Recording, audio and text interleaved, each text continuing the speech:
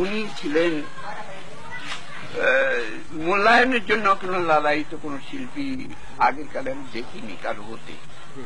তবে যারা royal artist, royal family তাকে প্যাট্রোনাইজ করছে কিংবা ফ্যামিলি পোর্ট্রেট আঁকছেন তার অর্থ নিয়ে, সেই সব শিল্পী আলাদা। আর যারা জীবনধর্মী শিল্পী তারা সমাজের চেতনাকে তুলে ধরার চেষ্টা করেছেন।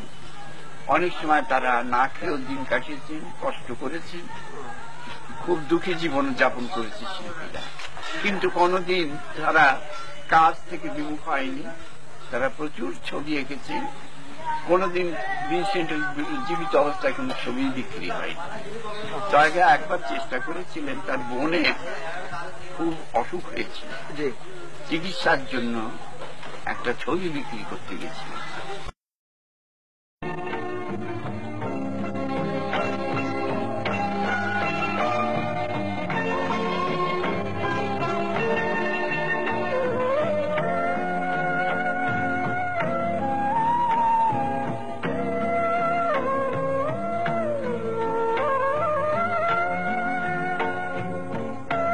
যে শিশু সুন্দর ছবি আঁকে, তার গ্রামের ছবি আঁকে, সে সুন্দর ফুলের ছবি আঁকে, তার জীবজন্তুর ছবি আঁকে, গাছপালার ছবি আঁকে, সে কোনোদিন অপরাধ করতে পারে না, সে কোনোদিন কাউকে ব্যথা দিতে পারে না।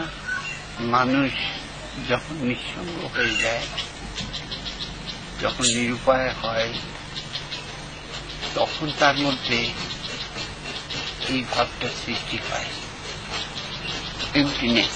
যখন সে ফিল করে যে, যেমন গরিব মানুষ রোগগ্রস্ত, চিকিৎসা পয়সা নেই, আল্লাহর পরে ডিপেন্ড করে, আল্লাহ তুমি বাঁচাও, না হলে আমাদের এই রোগী বাঁচে না।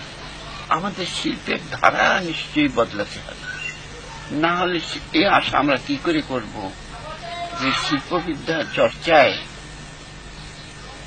মানুষের চরিত্র গঠন হয়।